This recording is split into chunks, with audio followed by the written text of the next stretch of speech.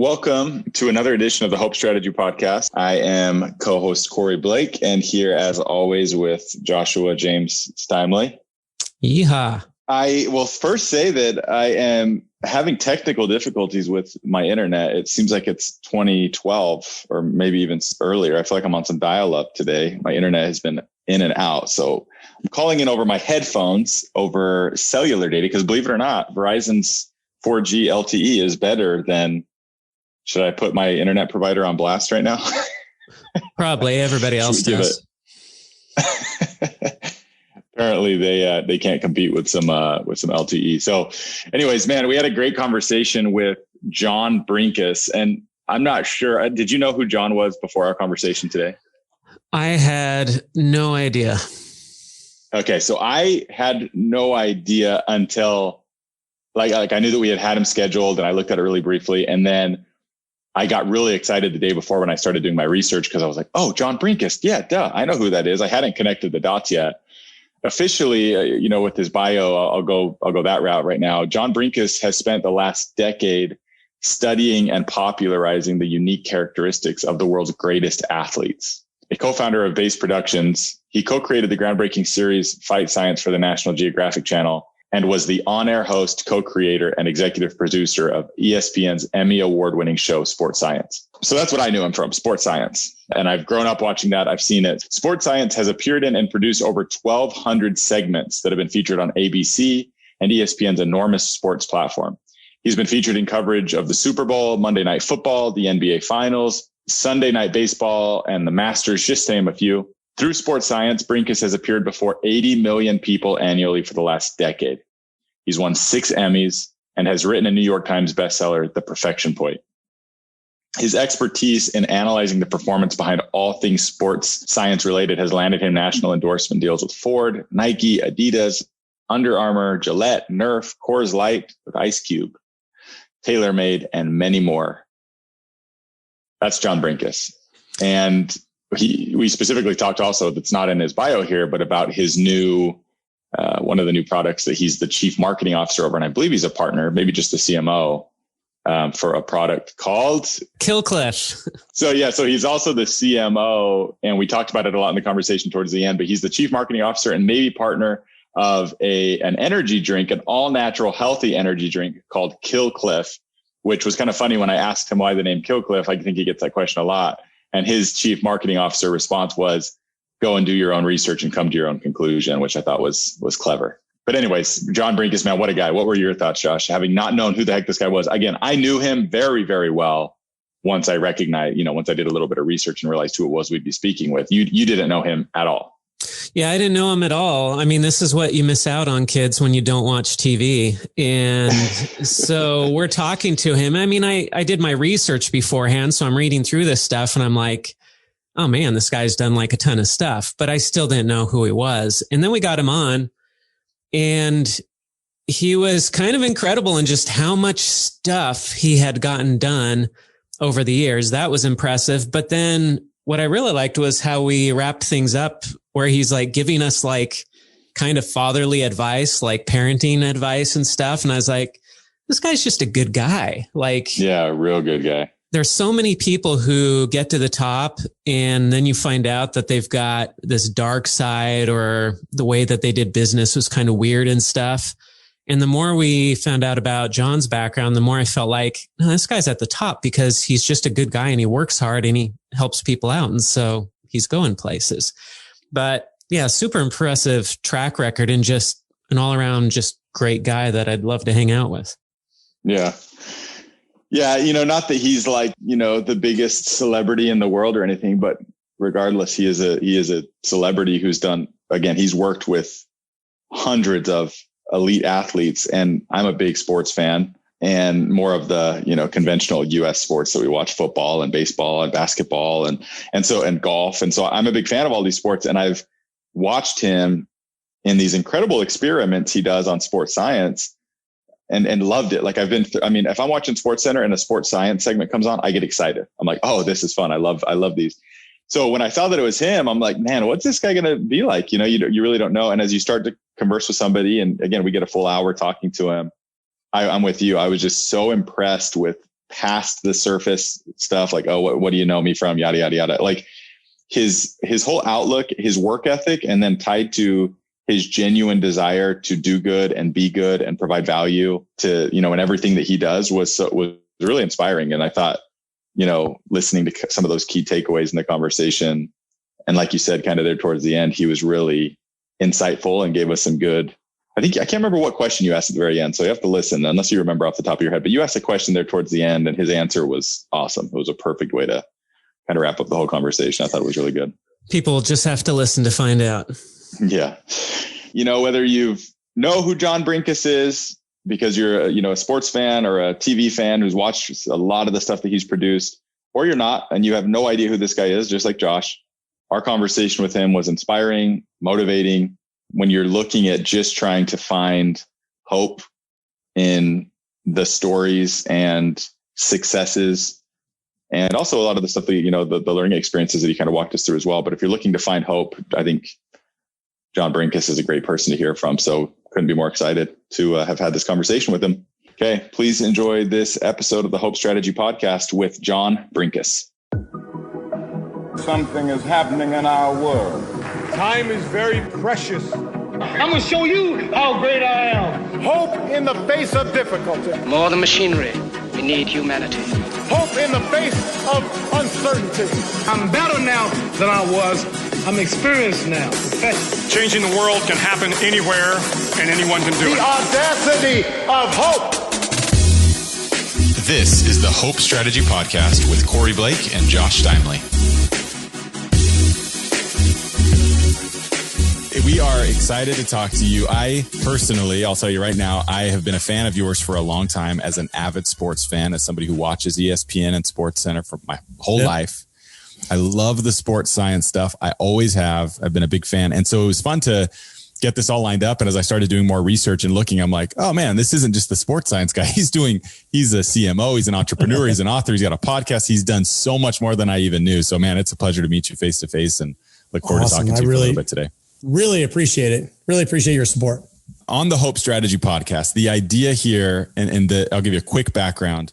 Josh and I, as we were going into this world of COVID, we run a digital marketing agency, and we were taking some hits early in 2020, and we were looking at the types of brands that we wanted to work with, the types of people that we wanted to work with. And we started talking about this idea of hope brands, like brands and individuals that provide hope to the world, because every time we turned on the TV or scrolled through Instagram or Facebook or whatever, we weren't seeing a ton of hope in the world. And it led us away from our business of digital marketing and into this conversation of hope and how we can try to do our small part in helping the world hear messages of hope and hear cool stories from awesome people doing awesome things. That's how we ended up here today. And you've got a great story, a great background that leads into some amazing successes. And so we want to basically hear the whole story in an hour, and get sure. that, because I'm sure we could go for much longer than that. Yeah. But as we get started, typically where we'll start is learning a little bit about your background. So where you're from, what your upbringing was like, and then we'll kind of tie that in and weave that into some of the decisions you made professionally and some of the successes you've seen from there. But tell us a little bit about your upbringing, where you're from, and what that was like. So I grew up in Vienna, Virginia, right outside of Washington, D.C. I was actually born in D.C. proper. And we moved out to Vienna, which is adjacent to Tyson's Corner, before Tyson's Corner was really there. It's now its own metropolis, but Vienna was it was a small town in the shadow of a big city. And I got sort of the best of both worlds, where my local news was international news, but my community news was super important to me. So you became really aware of just current events. You were aware of how it fit into your community. And for whatever reason, my block had one of everything on it. We literally were like this incredibly multicultural street in a town that wasn't multicultural, but my block was. I had a view of the world that, anything is possible, and had a very strong upbringing of, love everyone, and everybody comes from all kinds of different backgrounds, and, do good in the world. Like that's kind of your job. So I had, really strong roots and a strong foundation, and grew up in a wonderful neighborhood, and it really sort of created a set of values of honesty, integrity, authenticity, that were fostered, obviously not only from my family and my parents, but just from the neighborhood where I grew up. I always knew that I wanted to be in entertainment. I was the kid who was in the student government and creating, events for my high school. And then when I went to college, I was involved in radio and decided, and maybe I want to be involved in movies or TV. And I did an independent study with a guy named Steven Soderbergh, who had created Sex, Lies, and Videotape, just won the Cannes Film Festival when I was at the University of Virginia. And I tracked him down because he lived in the Charlottesville area. And he said, look, learn to do everything yourself if you want to be in entertainment. So I taught myself how to write, direct, edit, produce, everything, even act. Were you going to school for the same thing at that time? I was actually, my major was called Rhetoric Communication Studies, the Theory of the Argument. And a lot of people react and go, oh, that must have just been a joke major. And it actually was the greatest major possible because everything is an argument. And when you take the ethos, pathos, and logos, and when you're able to dissect an argument and figure out, well, what is someone trying to say? How are they trying to say it? Sports science is the property that I'm probably best known for, is really just an argument that I'm just trying to make an ironclad, persuasive argument by using very, sophisticated tools and techniques to make you feel something. The worst thing you could do is to create a property where you're apathetic about it. You want to elicit a response. So, when I first got into entertainment, I did a couple movies and we, were in music and financing a band called Emmett Swimming that was in the Fairfax County area. They got signed to Epic Records and we were doing the first documentary with Tom Clancy that did really well for us. And then we got into this world of sport and science. The world of sport we got into with the then Washington Bullets, now Washington Wizards, and the Washington Capitals. So we were doing all the programming for the Wizards and the Capitals, and we were doing programming for the Discovery Channel, especially their science channel. They had a channel called the Science Channel. Yeah. And we were their preferred vendor. So we did a project called Science Live, the Young Scientist Challenge, and tons of projects with the word science in it. We put those two things together in a project called XMA Extreme Martial Arts. Tom Cruise did the rap sport. It was tied in with The Last Samurai. And it was kind of a sports science light look at the world of martial arts and how the styles differed over time. That did really well for us. And we did a show called Fight Science that brought the world's greatest martial artists into a lab to punch and kick the crap out of a crash test dummy to see which style generated the most amount of force. That was done for National Geographic. Fox owned National Geographic and Fox Sports. They ended up airing Fight Science opposite the original Eli Manning versus Peyton Manning Sunday Night Football game. And it was their third highest rated program of the year on just Fight Science with no advertising. They said, oh my God, people love this stuff. Yeah. And they said, what else do you have? What year was this in? This was just on TV, right? This wasn't on YouTube and stuff at that point, or was it? Yeah, this was Fight Science was 2005. Yeah. So pre-internet explosion. Yeah. So it was pre sort of internet explosion. I had this idea. I'm like, all right, well, we'll take, my love for sport that was fostered with the Redskins and, the Orioles and the Bullets and the Capitals in the DC area, take that passion and apply it to, the science of how, what separates the difference between good and great. So we built this incredible laboratory, and the fundamental premise was I'm not going to pay any of the athletes to come in because you could never afford them. Yeah. And I'm going to just seek out the greatest athletes because I don't think they do what they do just for a paycheck. I think that's just a byproduct. You call up Larry Fitzgerald, call up Ray Lewis, call up Drew Brees and Ben Roethlisberger.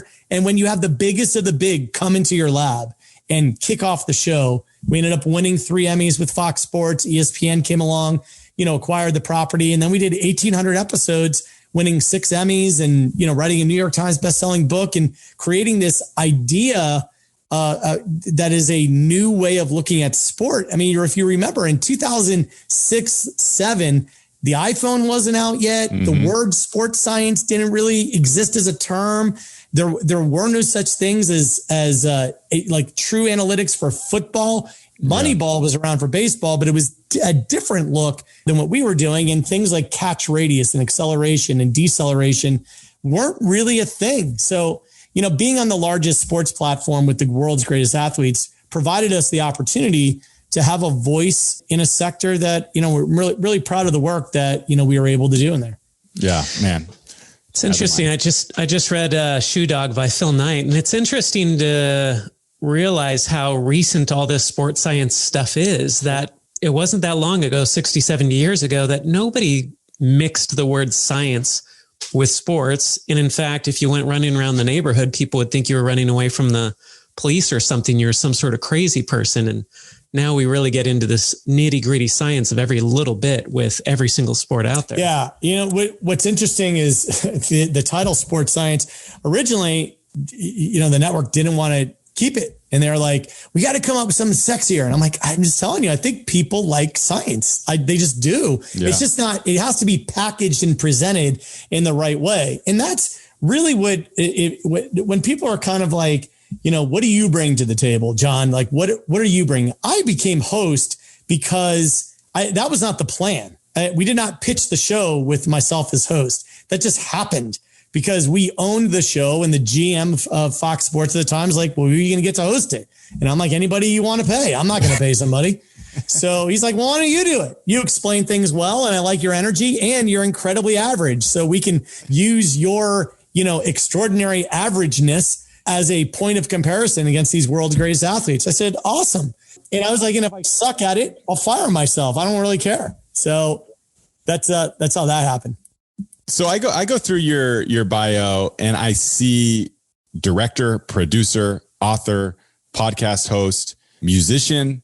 I mean, so just a huge breadth of accomplishment. And not only accomplishment, but just you had to start all of these things. You had to take that first step to do all of these different things. And you kind of touched a little bit on where you're from and the upbringing and stuff. But for a lot of people, managing one or two things, that's a lot. I mean, for anybody, right? That's a lot. Yeah. Where does that drive come from, and that ambition that you have come from to say, oh man, I've got this idea. I'm going to do it. Like I'm just going to go out. I'm going to make the contacts. I'm going to put in the work. I mean, you're doing a lot of stuff, and you have. Where does that come from? I am just the kind of person who loves to make something out of nothing. I'm not a great game player. I'm a good game maker.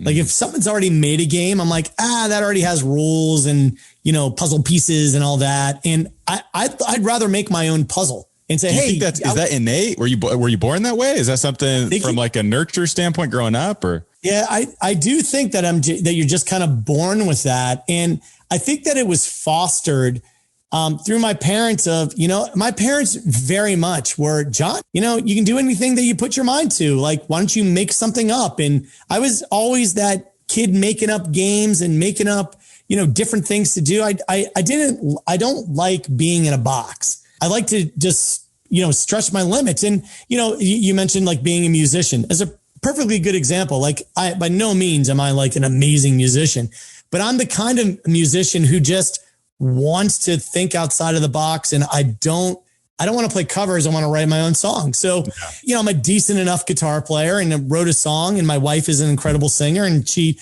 penned some lyrics, and we made a Christmas song, and it ended up charting on Sirius XM's Holly, and was the only unsigned act to chart on the holiday chart. It's like one of the hardest things to break into because everyone's got a holiday song. And it's just really fun. It's like the challenge of, ooh, you know what? I want to do that. I wonder if I can do that. And you got to learn along the way. So that curiosity of learning is something that is so ingrained in me. When I do, talks to colleges and kids, I always tell them the biggest lesson that you learn leaving formal education institutions is that you don't know much. Mm-hmm. That's what you learn. And it takes a long time to really accept that and to really own that and then to do something with it. So I definitely don't think I'm the smartest guy in the room. I'm definitely one of the more curious, though. So this is a pretty specific question, but I'm curious. So have you seen the image, and it's kind of an analogy, but you've got like the miner that's down in the cave, and he's like chipping away, and he stops inches away from the diamond and turns around like, oh, there's no diamonds down here, and turns around and goes back. Right. Yep. It's this idea of, just doing enough to almost get there and then turning around. Have you had those moments in your career that you can kind of pinpoint where you're like, I was about to give up on that, and I was about to turn around and be done. If I would have, holy cow, I would have missed out on this, this, and this. Have you had those moments where you've just pushed past that moment of almost giving up and seen the fruits on the other side of it? Yeah. There definitely were a couple moments certainly in my life where sports science was a great example. I mean, in the beginning, it was a heavy, heavy lift. Yeah. And there are that moments of, is this really going to work? And there was a great moment. I mentioned, a lot of the athletes that we had on.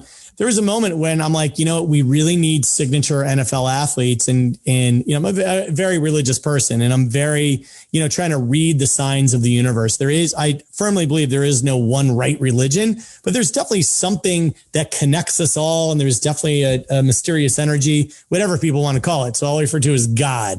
When I say God, look, is this meant to be or not? The day where I almost reached my breaking point of like, God, I got to get guys in the lab.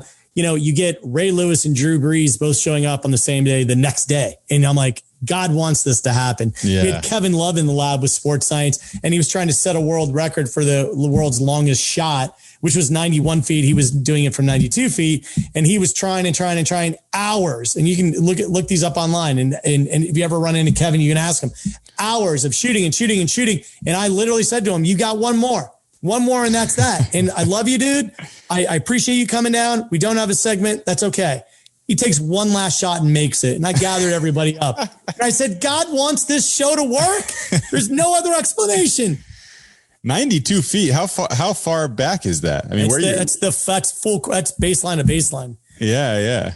That minor image, what I love about that sort of idea is a lot of people want to do something and get something in return right away. And it's trite to say, but it's really the process that will guide you. So if you're not looking for the feedback loop of, oh, I did X and I got Y in return. If you're like, I did X and I really liked X, and I'm not thinking about the Y in return, I'm going to do X again, and I'm going to do it again, and I'm going to do it again. That desire of, I'm not too worried about the outcome, generates amazing outcomes, because it allows you to take a risk.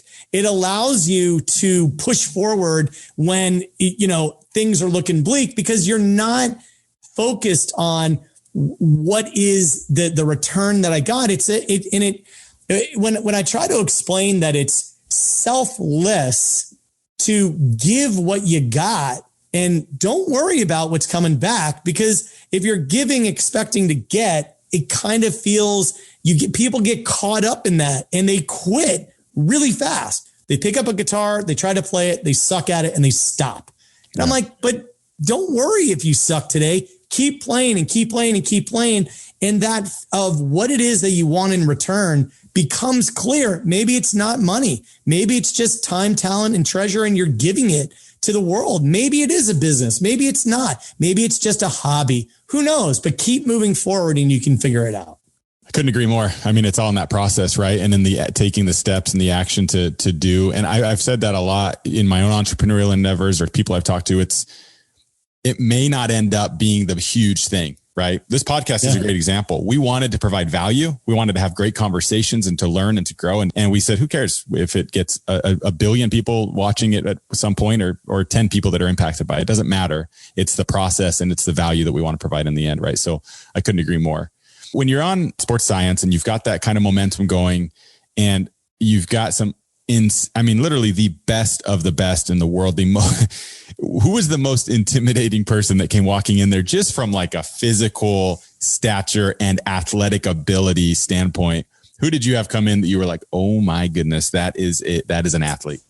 Yeah. I'm always, it's always a good question, and it's really hard to answer it because when you deal with the best of the best in every sport at every position, you get impressed in different ways. I mean, nothing against someone who's 6'5", 250, but if you're 6'5", 250, you got a much better chance of doing something professionally than some dude who's 5'9", 190, right? You just have a better chance. So the guys who are my size, I'm 5'8.5", guys who I look eye to eye with really impress me. How tall is Drew Brees? Drew Brees lists himself at 6 feet, but he's 5'11" at best, I think. I was pretty much eye to eye. You can look it up online and see me standing side by side. I tell everybody I'm 5'8.5". Take a look. It's like you judge it. I never had to, jimmy my height and want to be that extra inch taller. But, there are a lot of guys, like Earl Thomas as one of the greatest safeties in the game. He's just, when I say we're smack dab eye to eye, the dude, you'd see this dude walking down the street and you're like, there's just no way he's one of the greatest safeties of all time. There's no way, but he is. Yeah. And those kind of guys impress me. Yes. In the Ndamukong Suhs of the world, or Aaron Donald, or Dwight Freeney, or, Dwight Howard, or whomever. People who are just incredible athletes and, physical phenoms. That's awesome. And yes, it's impressive for sure.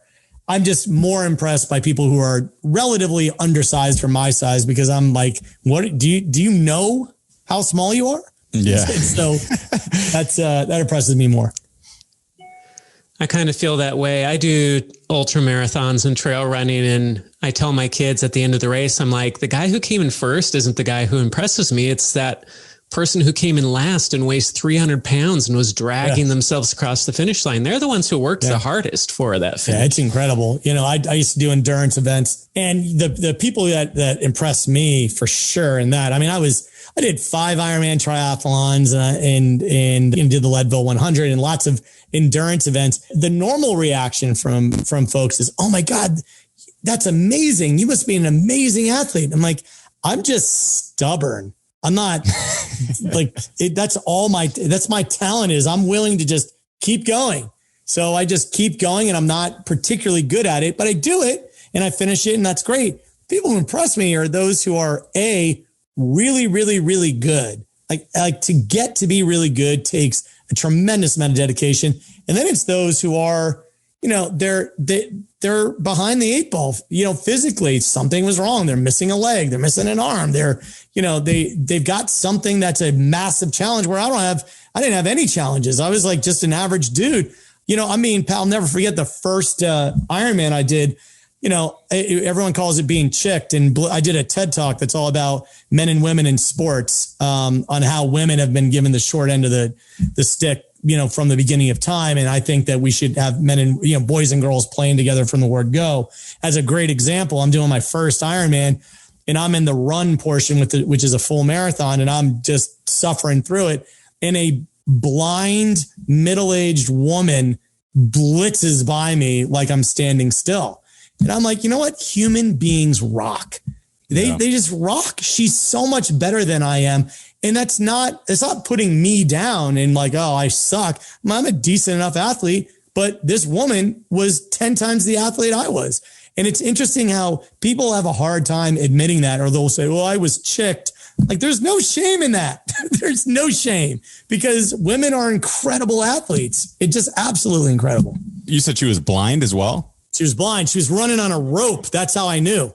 She had a rope attached to her. It was incredible. I'm sure you get these questions a lot, and I'm sorry, man. I'm a fan of the show, so I've got to ask one more sports science question. I'm sure you've talked about it till you're blue in the face. What was the most impressive from a sports science standpoint when one of these experiments that you're running? So you have these elite athletes in there, and what is the most impressive actual feat that you've seen, when it comes to like the speed or the power? What was the thing that you were like, dang, man, that's unbelievable?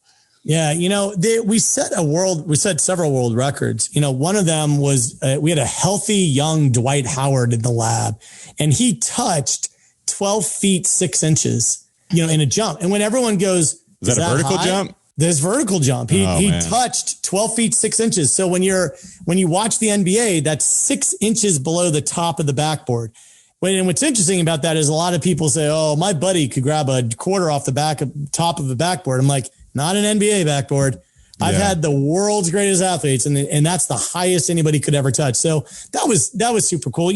Having Rory McIlroy in the lab and, putting him out, on the worst lie possible, and having him hit into the lab, with a shot that had to go to the right of the dumpster, under a tree and over a car, and, was super fun. And incredible to be with, being with Ray Lewis when he, we did the SWAT team battering ram against the Ray Lewis Bull Rush and to see which generated the most force. And he destroyed a door and, blew it off its hinges. There's so many things that just truly blow me away. And after 1,800 episodes, you have, as you know, the list is very long, but I love everyone who came in the lab and everyone who still work with a ton of athletes, doing a ton of different projects. They just continue to blow me away of what, not only their willingness to just do whatever, to learn something and to have an exchange, to push themselves to the limit and also to show people what they can do. It just impresses me so much, for especially these young athletes who are given a, boatload of money and yet still get out of bed and put the work in. I can honestly say, I'm not sure how I would have turned out if somebody just dumped $10 million in my lap when I was 22. That's always one of the most fascinating things in professional sports for me, is as a watcher, is seeing after that big deal is signed, how they're going to show up the next season or the next, day or, because once you've signed that $160 million contract or whatever, it's like, well, now what? I mean, this is the top of the mountain, right? For so many people. What would you say in all of these different amazing individuals that you've worked with, again, kind of looking at their own strategies to success and how they've gotten there? What are some of the common threads? You yourself, we've talked about that. You've accomplished unbelievable things. What about all these amazing individuals? Are there some commonalities or some common threads that you see throughout that have led them to great success? There are two. One is they're just calm under pressure. And when people are trying to define good and great, we can metric things up one side and down the other. But truly, everyone wants to think bigger, stronger, faster is better. It's not true. Bigger, stronger, faster does not mean better. You need to be big enough, strong enough, fast enough. And as soon as you're in that class of, hey, I can compete, then the difference is, do you stay calm under pressure? Do you freak out? Like, what happens to you when the lights are on and you got to do what you need to do? Do you do it? Do you do your job, as Belichick would say? That's one. Two is the just pure desire and belief, the audacity to believe you're one of the best athletes in the world to play in a professional sport. I mean, you need to be supremely confident and never, ever doubt. And if that doubt enters your mind, everything falls apart. It just does. And while elite athletes, by and large, are very humble, underneath it all, you never heard Jordan say, you know what? I'm amazing. You didn't hear that, right? You didn't hear Tiger, saying, you know what? I'm incredible. They just don't. They would never overtly say that. But deep down inside, they're like, I'm pretty amazing. They're hyper competitive, right? And I'm amazing. And if I don't win today, I'm going to win tomorrow. And I have total belief in myself. I'm willing to do what it takes, and I'm going to put in that work. That idea and that belief is something that is a common denominator for sure. Those are things you hear about and you read about and you see about. It's cool, coming from you, who's been there in the room, seen it, and had, like you said, do you say 16 or 1,800 episodes? 1,800. Oh my goodness. Yeah. So much. It's a lot. Obviously you did a lot of things before. You said the thing that you're most well known for is the sports science and the Fox deal and then the ESPN deal.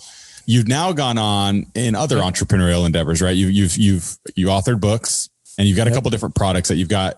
Kill Cliff. I want to hear all about that. And I think I saw is there another product? Yeah, there's an Intel deal that we did. And, I'm doing deals with leagues. Like have just like sports science deals with the NFL and UFC and, Major League Soccer and lots of different stuff. But Kill Cliff is one in particular that I'm extraordinarily passionate about. Energy drinks as a category really took off in a way that was, it's not that surprising, but it was surprising to the degree that they took off. Yeah. And there have been a lot of issues with traditional energy drinks with the high concentration of sugar and with caffeine. And just through my work with sports science and knowing, well, what do you really need to fuel your body? What do you really need that's actually good for you? I can tell you high doses of sugar and high doses of synthetic caffeine are not what you need. And Kill Cliff, that was created by a Navy SEAL and run by a Navy SEAL, has created the ultimate clean energy drink. And it is such a cool brand. And I'm incredibly honored to be the chief marketing officer of Killcliff, not only do they do great things for the Navy SEAL Foundation and for the military in general, but they also just have a great product. So being able to message and to take sort of everything that I've learned and to help craft the message that this is a great clean energy drink is something that I know every single day. Look, I'm perpetuating positive energy. It's a product I believe in. I know that it's a way better alternative than what's out there.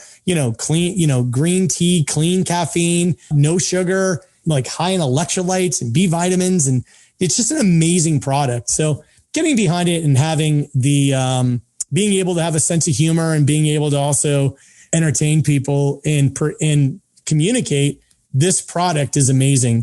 Joe Rogan is one of the biggest ambassadors for the brand and, frequently talks about it on his podcast, which is the world's largest podcast. It's definitely something that if you're interested in fueling your body with something that's clean, go to Killcliff, KILLCLIFF.com and check it out. Highly encourage to take a run at it.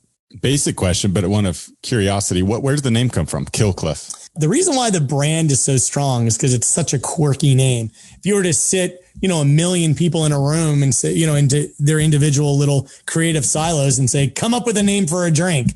No one's emerging with, I know, Killcliff. Yeah. So that's what makes it a really cool brand. And it's got all kinds of origin stories. So I'll leave it up to the audience to go research where the name actually comes from.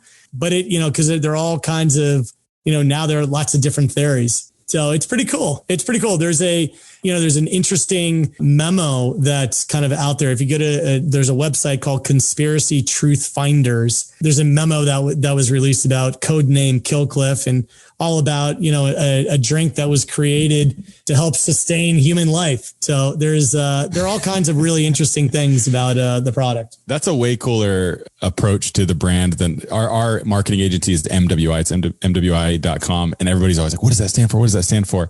And it kind of has a really lame backstory. It was just kind of an opportunity that presented itself. Your story is about the brand is way cooler. Our company name is the Seinfeld of company names. Doesn't stand for anything, actually. That's right. That's the story. So tell me about the Navy SEAL Foundation. The drink itself is an official partner of the Navy SEAL Foundation. What type of work do you do with them? And is that something have you had an opportunity to interact and engage with that foundation? Yeah, definitely. Through not only through my work in entertainment, but my work obviously with Killcliff, been able to work with a lot of Navy SEALs. Navy SEAL Foundation just supports, Navy SEALs. They do some incredible work, and Killcliff has raised, almost $1 million for NSF. The work with Navy SEALs and the reason why sort of sports science, doing what I did with sports science and that transitioning to Killcliff really isn't that big of a jump, is because not only we're in sports science, we were messaging, here's a persuasive argument that's based in fact and science and is super entertaining. So the same thing that I'm doing with Killcliff. And sports science started with the show Fight Science, where we had Navy SEALs in the lab and pushing them to the total test. We had a Navy SEAL named Stu Smith that we tried to make hypothermic. We put him into a tank of ice water, and the average human being would go hypothermic in 8 minutes or under. Yeah. Stu was in there for over an hour, and we had to call it a day. It was lunch. We're like, this guy's not going to freeze. So how is that? What's the science behind that? Stay calm. The science is staying calm, not freaking out, preserving your energy, being very zen about it, for lack of a better word. When people jump into cold water, the first thing they do is they're like, oh, it's cold. You just expended a lot of energy just by doing this. So when Stu's in the water, he's like, yeah, you know what? This water's cold. Cool with it. I can just hang out here for a little bit. I'll be all right. And that mentality of time does slow down when you're really calm. And that's, whether or not it's a Navy SEAL or a quarterback, it's like when chaos is going on, if you stay nice and calm, you can identify, danger over there, opportunity over here. It's kind of the secret to life, is that stay calm. There's lots of opportunities in front of you and a lot of things to stay away from. Yeah. As somebody who recently started ice baths, right. I know that first time dipping into the water when it's 35 degrees and the air is gone, and that panic, just the mindset, the panic that ensues, lasting 20 seconds and then, and then slowly working up that breathing and that calm. I couldn't agree more.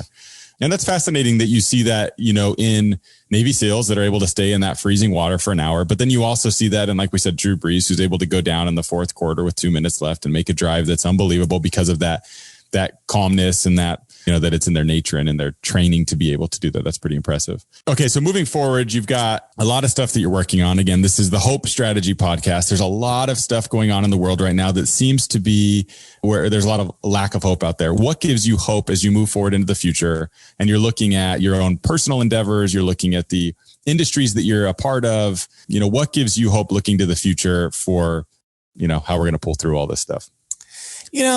What drives me is really making decisions that are positive. And what always has given me hope is I genuinely believe humans are good. I just have seen too much. I've lived in too many places. I've met too many people to think otherwise. Does evil exist? Of course it does. And of course there are bad apples, of course, but there's such a small percentage. And that small percentage, to me, you still have redemption and hope. I don't think that the way positive energy works is that positive just turns negative. I think positive begets positive. And the more positive messages we can put out there, the better. And, as people sit back and they say, oh, the world is falling apart and everything is terrible. Be careful what you're ingesting and what you're putting into your brain and your body. Think about, all right, what is the sandwich that I ate right now? Was that good or bad for me? Just be totally honest. Should I have had that? Should I have had that thought about that person that I saw? Should I have been compassionate or should I have been rude? Which one should I have picked? And when you start applying that, this is where prayer, meditation is so important. I mean, I pray morning, noon, and night. Why? Because I want to check in with myself and make sure I keep myself in check. Who else is going to keep you in check? You got to say, am I doing the right thing? Am I saying the right thing? Am I spreading the right message? The idea that love conquers all, that positive energy begets positive energy is a universal idea. And what gives me hope is that that's not going away. That idea is going to stick around. So I live my life in a way that I hope helps some people who are struggling and are caught in a negative web. I choose to not drink alcohol. I just made that choice when I was 20. I said to myself, that road's not going to lead me anywhere that's going to be prosperous. So I'm not going to do that. I'm fairly binary. I'm either on or off. And if I sort of participate in alcohol or drugs or something that's not good for me, I'll probably really like it. And I'll probably do it a lot. And I'll probably end up in a place where I'll wake up and say, how did I wind up here? And it all starts with that first decision. Now, I'm not telling anybody, don't drink alcohol or, I'm telling everyone, examine whether or not you think it's a good idea. For me, it's not. For others, God bless you. Maybe for you it works, but really identify the things you do every day with intention and see whether or not you're spreading positive energy. I love the perspective coming from, like you said, you've been a lot of places, you've met a lot of people in a lot of different walks of life. And I think that's if we could focus on that people are good, that you don't really see that as much, with the stuff being thrown at you and flung at you at all times and anything, the stuff that people consume. I love the perspective coming from somebody who's been a lot of places, met a lot of people and done a lot of things, that people are good. Genuinely, people with the rare exception have good intentions, care about other people, want to find and feel love, want to find and feel hope and faith and optimism and ambition. I love that, man. That's such good wisdom from somebody who's done a lot of things and met a lot of people. Yeah, I think so. I mean, I think humans rock. I really do. And I think that when we go off the rails and crazy things happen, it just writes itself eventually. Like you can go just like anything else, you kind of go off the rails and you come back and, it's all good. And, I just think that love does conquer all. So as corny as that sounds, I think it's true. I'm curious, with everything that you've accomplished, that you're working on, John, I'd love to hear more about your relationships with family, kids, wife, and everything. And how do you hold all that together while you're also doing all these things in the professional sphere? I met my wife, sat next to her on a plane when I was traveling from Aspen to LA, passing through Denver. I had a ticket mix up with the guy I was traveling with, who was a business associate. and sat next to my wife, fell instantly in love. Turns out we lived 2 blocks away from each other on the same street in LA on Mayfield Drive in Brentwood. And she fell instantly in love with me, and I fell instantly in love with her. And it all, it's like that sort of fairy tale love at first sight, got married, had kids, and, career took off and everything's been great. And everyone's like, oh my God, but that's you. That happens to you. That doesn't happen to me. All I would say is I was open to it. And so was my wife. I was open to that energy and that idea. And when I say I love my family, and when I say, look, it is the center of my life. When you truly love something, nothing's going to break that down. And I try to communicate the idea of truth and being able to say what is true. There has not been a moment, not a second, where I've gone against my principles of being truthful. Never cheated on my wife. I've never lied to my wife. I never lied to my kids. I never lied to my parents. I never, even if I did something that I'm like, ooh, I'm not sure I should have done that, I tell everyone. I'm like, hey, this is what I did. I messed up today. Here, I want you to find out so you don't find out from some other source. And I can fess up to it, own it, learn from it and move on. That idea of being able to balance, if you're able to say, and have an open relationship, whether or not it's with your friends or your family or yourself or your creator, and say, listen, this is what I want to do. I do it because it fulfills me. It allows you to have a more complete life because you're happy because of the things that you're doing. You're perpetuating positive energy, and everyone who's around you can see, wow, you have a lot of passion for what you're doing. And I keep trying to emphasize, not only to my kids, but my friends and family, that I'm really happy. And if I'm not happy, I'll tell you, and you can help me get unstuck and to sort of move on. But I think that love and desire and principles of truth are really important. You've worked with all these elite athletes who are at the peak of their game. They're the best of the best. And there are a lot of kids out there who want to be that athlete. They want to be the best in the world, but there can only be one best in the world. What do you tell your kids, or what would you tell your kids if they were obsessed with being the best, but it's just not going to happen? It's not their thing to be that best. So I have 2 things, 2 ideas that I really like to drill home. One is people say you can do anything you want. I totally disagree with that. You cannot do anything you want. You can do anything you can.